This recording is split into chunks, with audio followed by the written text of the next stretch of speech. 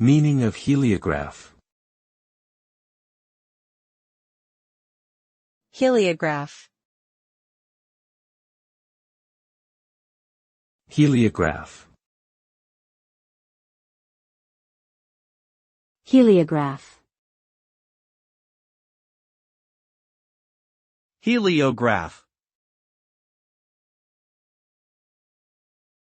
The term heliograph refers to a device that uses mirrors or other reflective surfaces to send flashes of light over long distances.